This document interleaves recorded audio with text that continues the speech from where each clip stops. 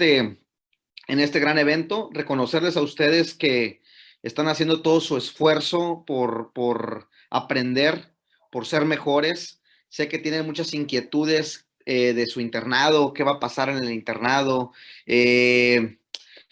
Muchos tendrán miedo. Yo también tuve miedo cuando estuve por ahí haciendo el internado. Y pues no queda otra más que prepararnos para lo que viene y pues entrarle con todo, ¿sale? Entonces para eso es este curso, para eso es estas cápsulas que estamos organizando para ti, con mucho gusto. ¿Qué nos hubiera gustado a nosotros que alguien nos dijera esta información? Creo que nos hubiéramos ahorrado muchos castigos, muchas llamadas de atención, muchas incomodidades que vivimos.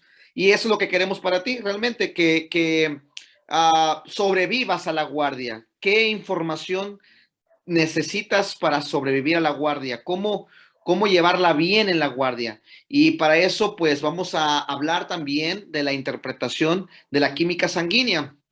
Entonces, si alguien tiene alguna pregunta, alguna duda, con toda confianza, aquí están mis alumnos de la universidad, a quienes también agradezco mucho que estén aquí con nosotros, y bueno, también al grupo por la participación. Entonces, vamos a hablar de la interpretación de la química sanguínea. Vean, bueno, y pues hay que recordar que la química sanguínea, pues bueno, la podremos dividir en varias categorías.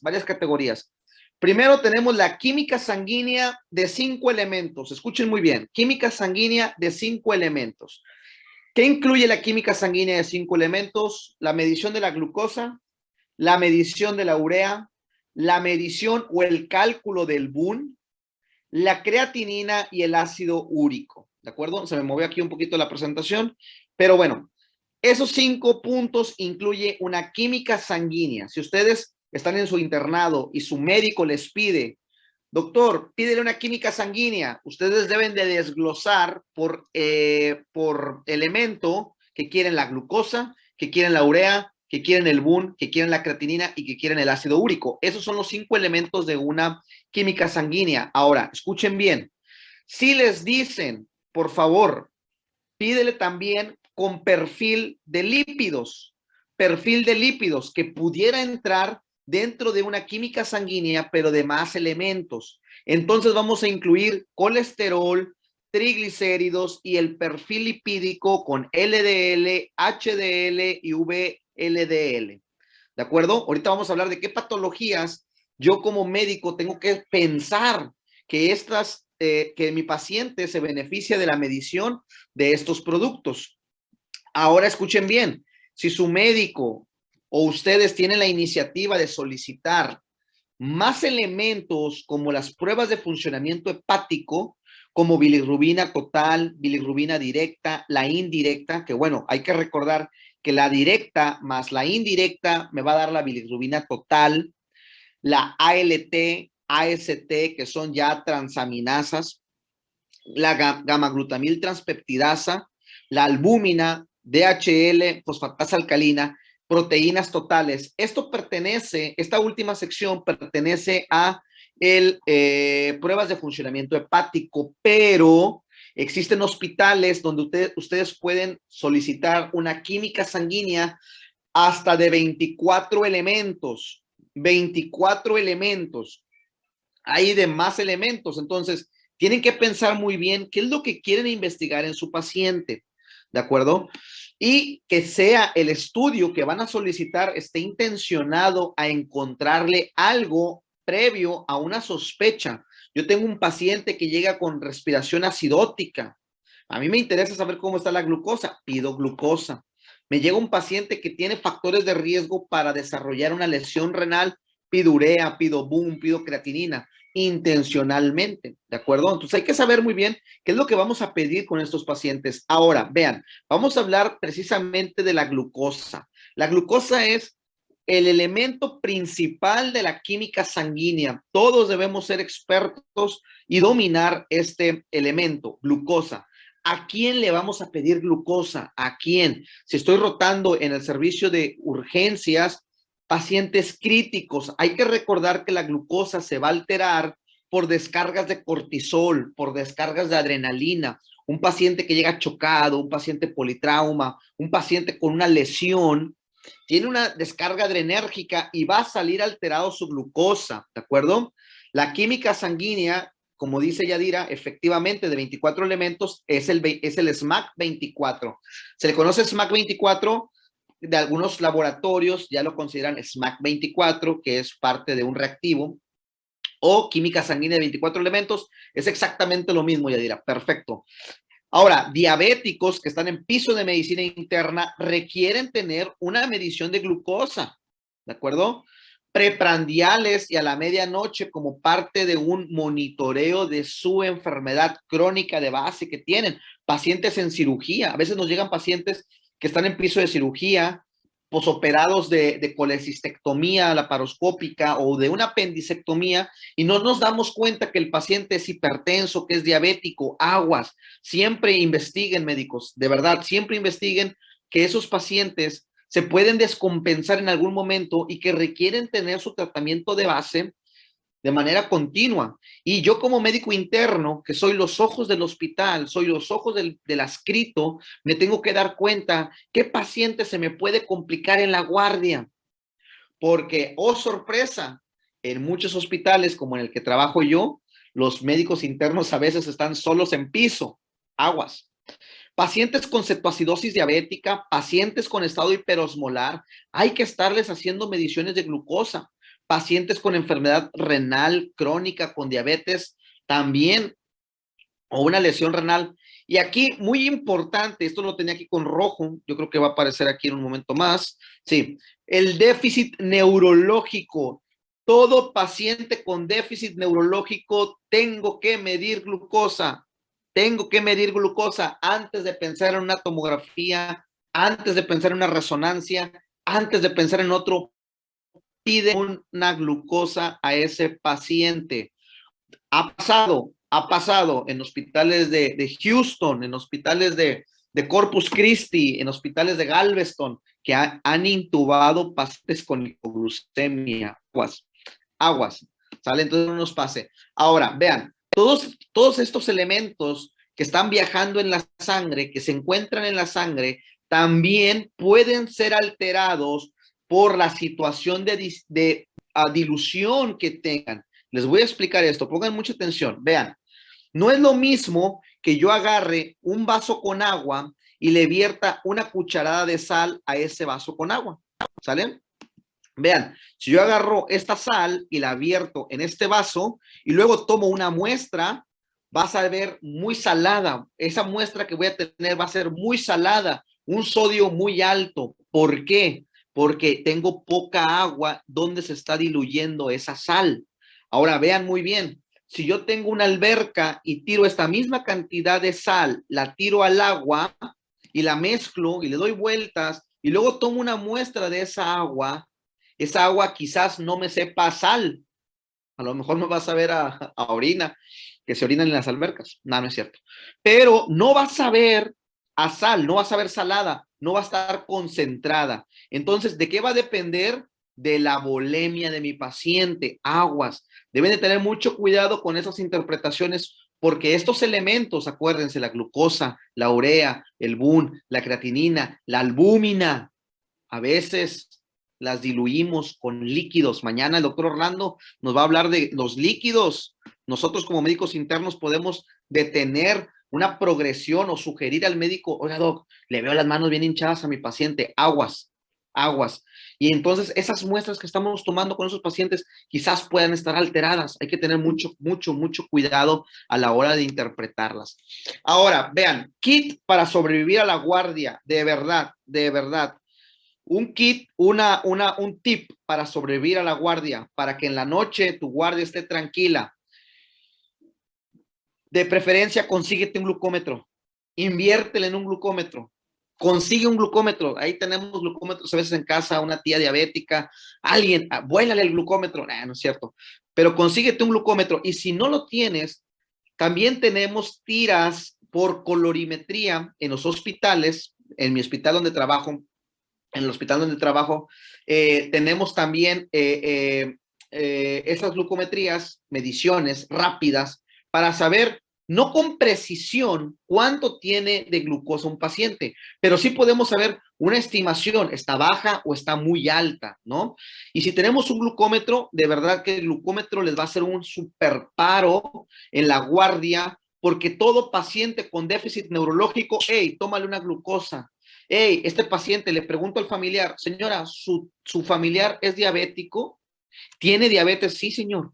Sí, doctor, le ponen él usa insulina y te checa las indicaciones de cirugía que nadie le las indicaciones, y dices, ah, caray, a ver la glucosa y trae 500 y el paciente está,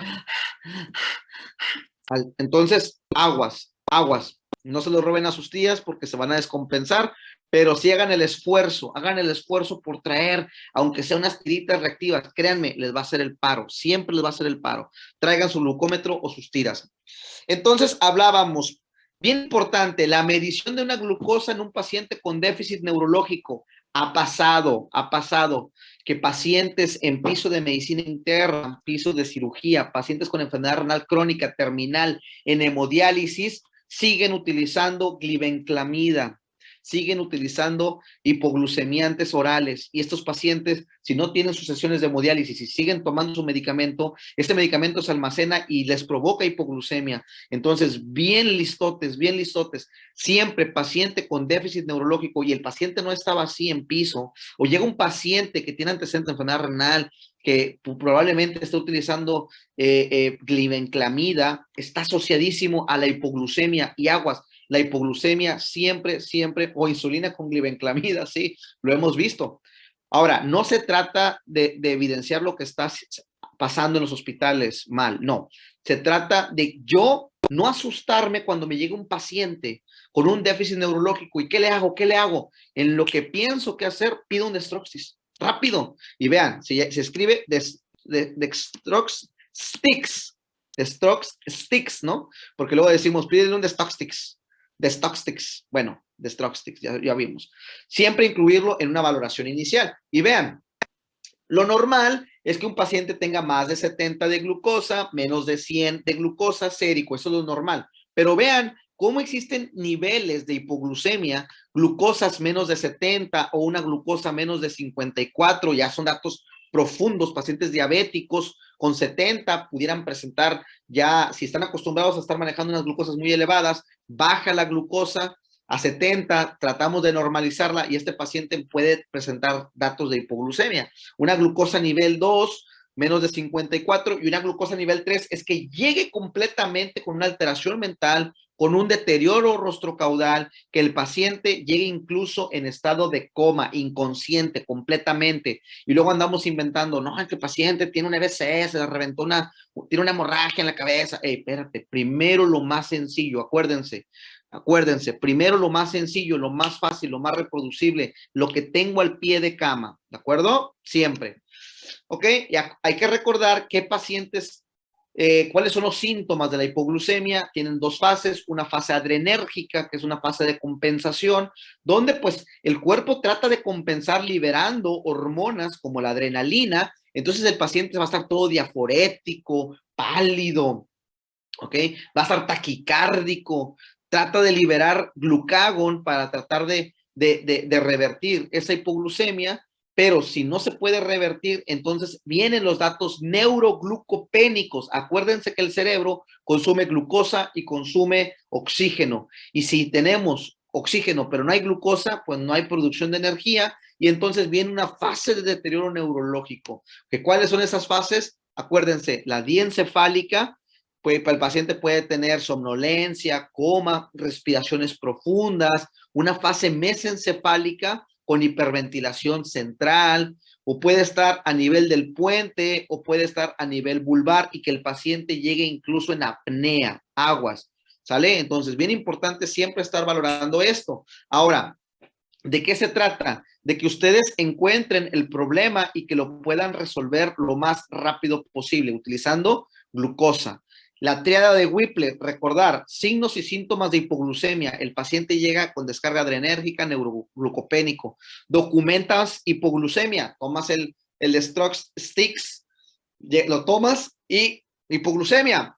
le pones glucosa y el paciente revierte, como el signo así de Lázaro, levántate Lázaro. Y entonces el interno fue el héroe de la hipoglucemia y reviertes esta situación. Hay que recordar el protocolo medir, interpretar, actuar, aquí es actuar y revalorar. Siempre medimos, tomamos una glucosa, interpreto, oh, está baja su glucosa, llega con datos de hipoglucemia, actuamos, administramos glucosa y revaluamos. Siempre revalúen a sus pacientes, doctores, de verdad. El paciente crítico, el paciente grave, pacientes requieren estar, pasen visita, otra vez, una checadita, oiga, ¿cómo está? Oiga, ¿cómo está? Porque puede ser que ese paciente se le vuelva a bajar su glucosa y aguas, ¿sale? Ok, ya hablamos de esto, ¿cómo se trata? La regla del 15-15. Si a ustedes les llega un paciente con hipoglucemia, regla del 15-15. Administramos 15 gramos de carbohidratos, que puede ser a través de tabletas de glucosa, pueden ser dulces, siempre y cuando el paciente esté despierto. Siempre y cuando el paciente esté despierto, consciente, le vamos a dar incluso hasta jugo, refresco, le pudiéramos dar algo de dulce tomado, jugo de naranja, y el paciente, pues recuperamos su glucosa, siempre y cuando el paciente esté consciente. Ahora, tips para sobrevivir a la guardia. Que no te pase la hipoglucemia a ti, doctor. Que no te pase la... 15 minutos, doctor Solórzano, 15 minutos, 15 minutos. Regla del 15-15, administro 15 gramos y evalúo en 15 minutos a mi paciente, ¿de acuerdo? Como en los honores a la bandera, efectivamente, efectivamente. O en el quirófano, a estar agarrando ahí los farabeus o esos, no sé cómo se llaman, los fierros esos para separar, los Richardson, ¿ok? Pero siempre tienes que traer algo de dulce también tú, porque que no sea que la hipoglucemia te dé a ti, entonces, pues ahora sí que no sobrevivas a la guardia. Entonces, ahí te encargo, por favor, bien comido, bien alimentado, bien dormido y siempre tus dulcitos en la bata. Ahora, ¿qué dicen las guías para la hipoglucemia? Glucagon, administración de glucagon. Esto existe solamente que es muy probable si haces tus servicios, tu internado aquí en México, pues no lo vas a ver, probablemente. Y si vas en un hospital público, menos. Pero ya vienen kits precargados en una pluma, 1 miligramo, vean, hasta viene cómo se aplica sin ningún problema, cómo se carga, se aplica y lo que buscamos es revertir la hipoglucemia. Ahora, si no tengo, documento una hipoglucemia, entonces puedo administrar de 15 a 25 gramos de glucosa y tengo 3 formas de administrarlo, con solución glucosa al 5%, con solución glucosa al 10% o con solución glucosa al 50%. ¿Qué ha pasado? Aguas, esto también pasa en los pacientes que se hemodializan. Los pacientes que se hemodializan y no comen, van a sus sesiones de hemodiálisis y ¡pum! Hipoglucemia, ¿ok? ¿Qué ha pasado? ¿Qué pasa? La realidad es que administramos 25 mililitros de esta solución. Esa es la realidad. Pero las guías no dicen eso, ¿eh? Las guías no dicen eso porque la osmolaridad de la glucosa es aproximadamente de 2000 de 3000 a 4000, no, 2000 a 3000, más o menos. De 2000 a 3000, la osmolaridad de esta solución es hiperosmolar y pudiera, si la usamos mucho, pudiera causar edema cerebral y más en los niños. Hay que tener cuidado. Y si no, pues podemos utilizar 250 mililitros de solución glucosa al 10%. ¿Cuál es el problema? Que aquí en esta tenemos que poner 250 mililitros, que es más la cantidad de líquidos de la que podremos poner aquí con 25 mililitros. Y por practicidad, órale, pum, la abrimos y es miel, órale, vámonos, va para adentro. ¿Ok? Entonces, las guías no recomiendan, si lo hacemos, si lo llegamos a hacer, a veces no tenemos soluciones, el paciente está inconsciente, hay que administrar su solución glucosa. Muy bien. Ahora, ¿qué pasa? Vamos a hablar ahora de la glucosa cuando está alterada. Ya hablamos de la hipoglucemia. Ahora vamos a hablar de la hiperglucemia. ¿Es correcta su dilución en solución Hartmann? No necesitas diluirla. La solución glucosa ya es solución glucosa, así en hipoglucemia, así la administra sin ningún problema. Ok, ahora vamos a hablar de la glucosa. Acuérdense que el valor normal de glucosa es de 70 a 100 en ayuno, ¿de acuerdo? Pero en pacientes no críticos, aquí vamos a dividir dos tipos, críticos y no críticos. Los no críticos, o sea, los que no tienen una respuesta inflamatoria, los que no tienen cortisol, los que no tienen adrenalina, pueden mantener niveles un poco más estrechos que los críticos. Ahí les va, ahí les va. Esto es bien importante. Mi paciente no crítico idealmente debe de tener entre 70 y 100, idealmente, ¿de acuerdo? Si mi paciente tiene una glicemia en ayunas más de 126, podemos hacer una glucosa, hemoglobina glucosilada que me mide la glucosa 3 meses antes por la vida media del eritrocito, una hemoglobina glucosilada, y si esta sale más de 6.5%, o yo hago una prueba de tolerancia a la glucosa con 75 gramos y a las 2 horas mido su glucosa y mi paciente tiene más de 200, o simplemente le tomo una glucosa al azar y trae más de 200 con estos síntomas, poliuria, polidipsia, polifagia, más pérdida de peso, las 4 P's de la diabetes, este paciente tiene, hasta no demostrar lo contrario, tiene diabetes. Así hacemos el diagnóstico de diabetes. Glucemia en ayuno, más de 126, prueba de tolerancia a la glucosa con 75 gramos con carga, medimos la glucosa a las 2 horas, debe de estar menos de 200, hemoglobina glucosilada menos de 5.5, idealmente más de 6.5, ese paciente tiene diabetes, ¿ok? Y tenemos una excepción o tenemos una categoría donde de 5.7 a 6.4 pudiéramos llamarlo prediabetes, o un paciente que tiene una glucosa alterada en ayunos, así se llama, paciente con glucosa alterada en ayuno, aquel que tiene más de 100 pero menos de 126, también son datos de prediabetes e intolerancia a los carbohidratos, aquel paciente que yo le hago una prueba de tolerancia a la glucosa y tiene 140 o más, pero menos de 200, y bueno, aquel que tenga poliuria, polipsia, polifagia y pérdida de peso. Estos pacientes se consideran diabetes o pacientes con diabetes, ¿de acuerdo? Así vamos a hacer el diagnóstico. Ahora, la glucosa es un problema metabólico impresionante. Esta es la causa de por qué mi paciente aumenta las grasas a nivel hepático, aumenta la grasa visceral, aumenta las enfermedades, la hipertensión, la hiperuricemia, ahorita vamos a hablar del ácido úrico, aumenta los perfiles de lípidos, se meten el colesterol, los triglicéridos a las placas de ateroma y le produce infarto al paciente. Vean,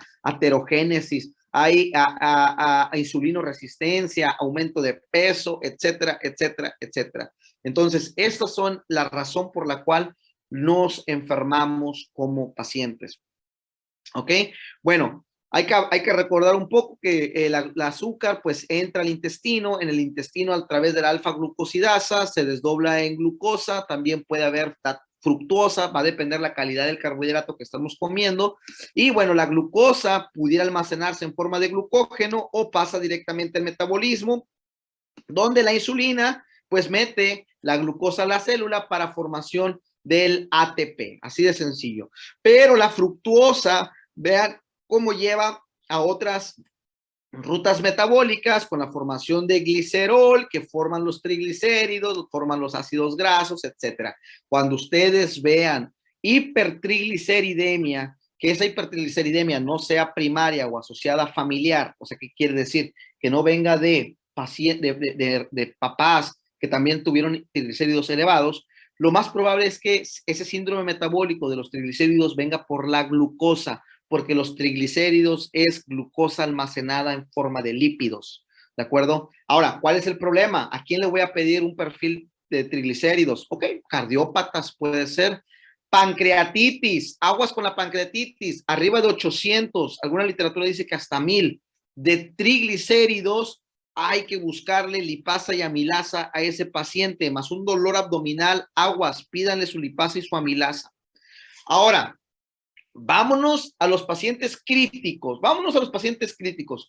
Este es uno de los estudios más importantes que existen en el metabolismo de los pacientes críticos. ¿Cómo voy a tratar la glucosa en un paciente que tiene una respuesta inflamatoria, que tiene cortisol, que tiene adrenalina corriendo por su cuerpo para tratar de modular un estado de choque, por ejemplo, ¿no? Entonces, vean, ese es el estudio Night Sugar, fue publicado en la revista New England y es vigente hasta la fecha, desde el 2009. Ya es un artículo viejito, pero es un clásico. Acuérdense que viejito y clásico no es lo mismo. Un viejito podría ser un carro Tempo 92, ¿de acuerdo? Pero un clásico pudiera ser un Mustang Shelby 68, por ejemplo, es más viejo, pero es un clásico. Entonces, este artículo es un clásico, sigue siendo vigente. Vean, aquí compararon dos grupos de personas, unos que intervinieron de forma intensiva, o sea, un control muy intensivo, claro, los clásicos no fallan, papá, claro, muy intensivo, o sea, a mí me llegó un paciente chocado y le tomaba una glucosa y decía 300 de glucosa, y yo decía, la meta de glucosa es de 70 a 100, hay que llevarlo a 70 a 100, y entonces le metía un control muy intensivo a ese paciente, muy intensivo, llevarlo a 70 a 100, 70 a 100, 70 a 100. Eso fue un grupo. El otro grupo fueron convencional. ¿Qué es convencional? Ah, déjalo, 140, 180, dale chance. Hey, entiende que el paciente tiene una respuesta metabólica ahorita al trauma en una fase EP, acuérdense las fases de respuesta metabólica al trauma, una fase EP, una fase flow. El paciente ahorita tiene mucho cortisol, va a estar hiperglucémico. Dale chance, tranquilo. Una meta 140, 180, sin ninguna bronca. Vean lo que pasó, vean lo que pasó. ¿Qué pasó? El control convencional 140, 180 demostró, vean, convencional demostró aumentar la probabilidad de sobrevivir comparados con aquellos que tenían un estricto control de glucosa. Acuérdense, críticos, estamos hablando de los críticos, ¿eh? Vean, significado, tiene buen peso significativo. Qué bueno que no está Escarramán aquí, si no ya me hubiera colgado. Pero bueno, vean, probabilidades de sobrevivir, entre más alto sea esto, mayor la probabilidad de sobrevivir. Vean, aquí con rojo, los convencionales, o sea, la meta en pacientes críticos va a ser 140, 180, doctores. No es 70 ni 100, no es de 70 a 100. ¿Por qué? Estos pacientes que tenían un estricto control glucémico de 70 a 100, hijo Jesús, nos íbamos al otro lado y entonces los llevábamos a hipoglucemia. ¿Y qué creen? ¿Qué creen que mate más? A ver, vamos a abrir el chat aquí. Pregunta rápida, respuesta. ¿Qué mata más? ¿Una hiperglucemia o una hipoglucemia? ¿Qué mata más? Hipoglucemia, hipoglucemia, hipoglucemia. Exacto, la hipoglucemia mata más, efectivamente. La hiperglucemia, el paciente se está adaptando y tiene una respuesta metabólica, pero la hipoglucemia no. El cerebro necesita glucosa en ese momento y la hipoglucemia va a lastimar más a nuestro paciente. Entonces, ojo, meta. Si ustedes están midiendo la glucosa en sus pacientes críticos y su paciente tiene 180, no se asusten, tranquilos, relax, relax. Tips para sobrevivir a la guardia. No tengo que ir corriendo a pedir una interconsulta. Doctor, tiene 180. No, hey, tranquilo, relájate. Tranquilo, no va a pasar nada. ¿De acuerdo? Preocúpate si está en 70, ¿eh? Preocúpate si está en 70. ¿Ok? Algo está pasando. Vean, todo, otra vez el nice sugar, todo con preferencia acá, convencional mejor que intensivo. ¿Sale? Entonces, preferible una más alta la glucosa.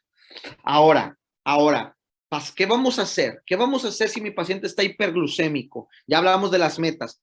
Hablamos de la meta en pacientes críticos y en pacientes no críticos. Ahí les va. Atentos para que no me los agarren en curva.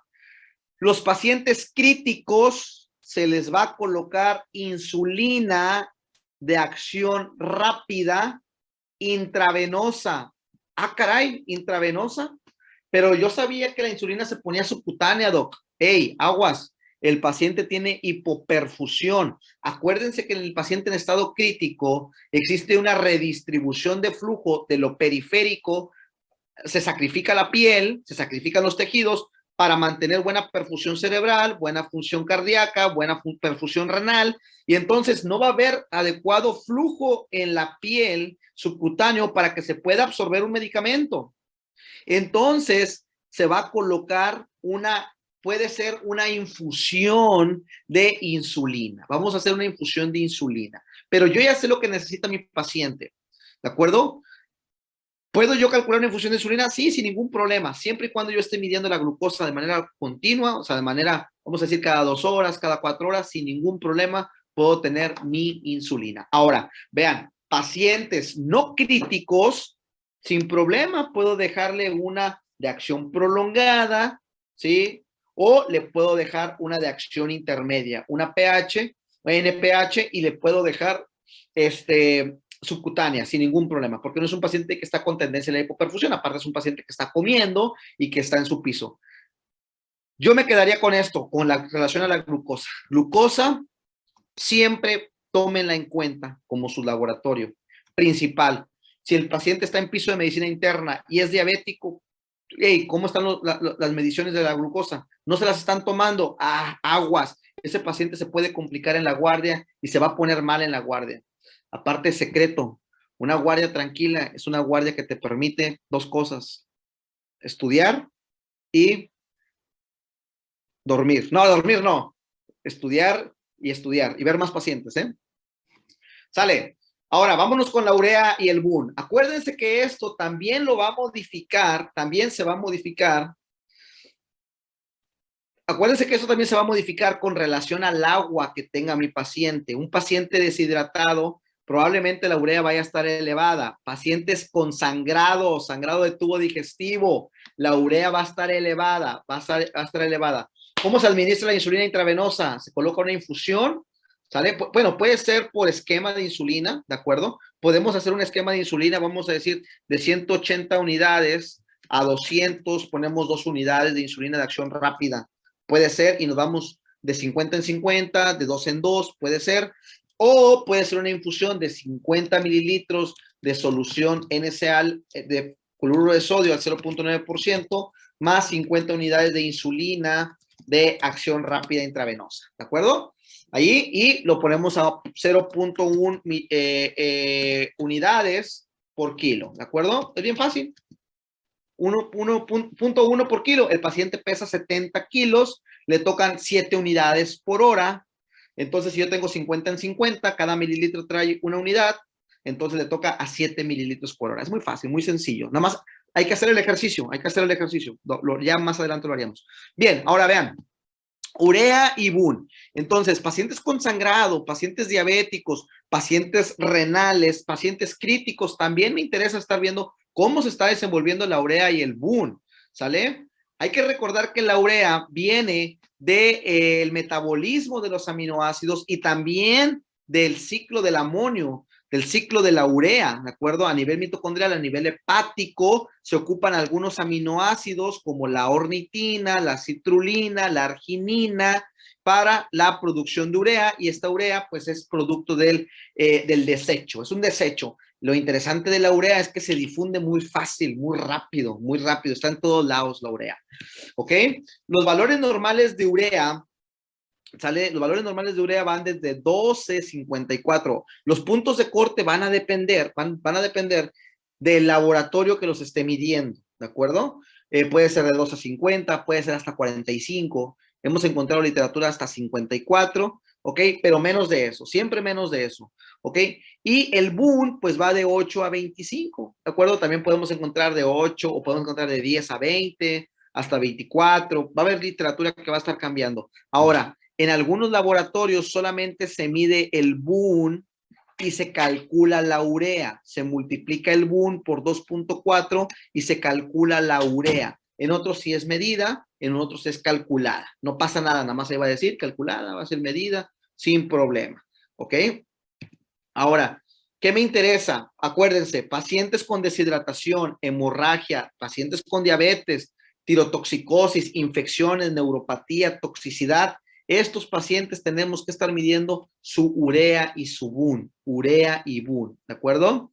Y siempre hay que identificar la causa de la uremia. Por ejemplo, un paciente con sangrado de tubo digestivo va a tener la urea muy elevada, pero aquí no hay necesidad de hacer intervenciones como hemodializar a un paciente. Basta con que yo le haga una reanimación hídrica a mi paciente o reanimación con sangre, por ejemplo, hay que ponerle sangre, hay que ponerle paquetes globulares y hacer una endoscopía, resolver la úlcera, que puede ser duodenal, puede ser gástrica o puede ser un sangrado de tubo digestivo varicial, donde tengo que poner medicamentos especiales, terlipresina, etcétera. Entonces, Una vez que se resuelve el problema, la urea va a empezar a disminuir, ¿de acuerdo? Va a empezar a disminuir.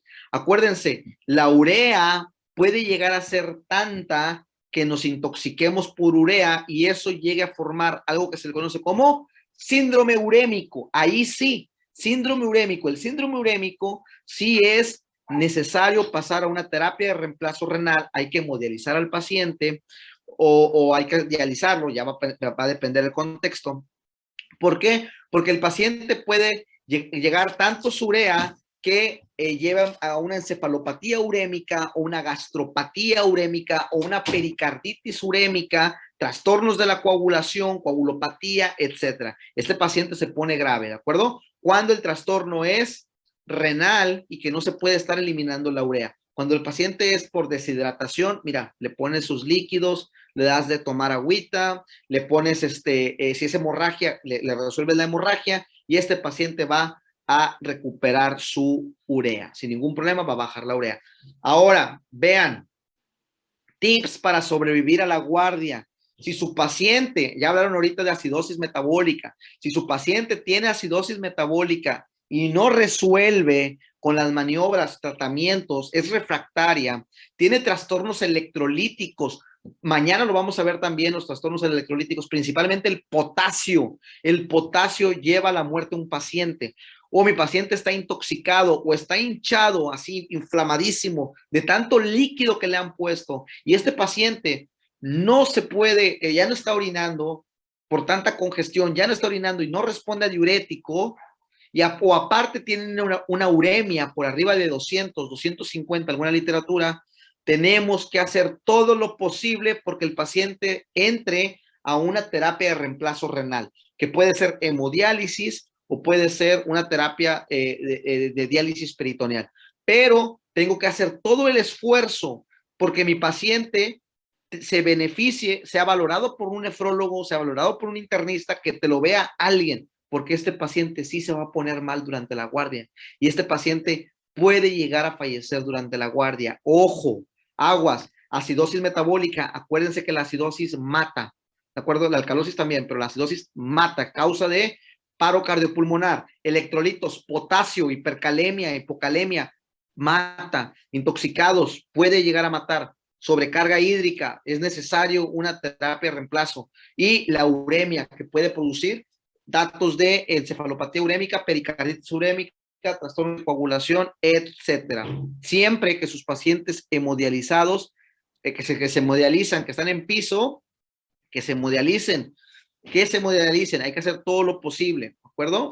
Involucrar a alguien. A mí en mi hospital van y me piden apoyo para poner catéteres por ultrasonido. Ok, sale, ya casi terminamos. Nos falta la creatinina y el ácido úrico. Ok, creatinina, también bien importante medirla. Pacientes críticos, acuérdense que hasta el 50% de los pacientes críticos pueden llegar a presentar lesión renal y va a aumentar los niveles de creatinina como un valor indirecto, ¿de acuerdo? ¿Cómo saber cuánto líquido podemos administrar, Doc? Perfecto, esa es una pregunta extraordinaria, Liut, perfecto, pero lo vamos a resolver mañana, no te lo pierdas, no te lo pierdas. Mañana el doctor Orlando nos va a decir qué líquido poner, cuánto decir ya no, todo. Mañana lo contesta Orlando. ¿Ok?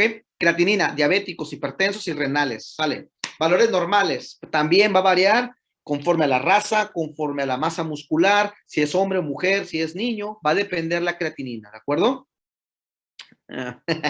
Ahora vean, aguas. No todos los, no, aguas no todos los pacientes que aumenten su creatinina ya es indicación de hemodializar, ya es indicación de córrele. No, tranquilos. Vean cómo la indicación de hemodializar a un paciente aquí no incluye la creatinina, la creatinina no me interesa. Hemos tenido pacientes renales con 20 de creatinina y están como sin nada. La creatinina no me interesa. Me interesa la urea, que es tóxico, y me interesa que no esté sobrecargado, electrolitos, acidosis metabólica, porque de eso sí se muere.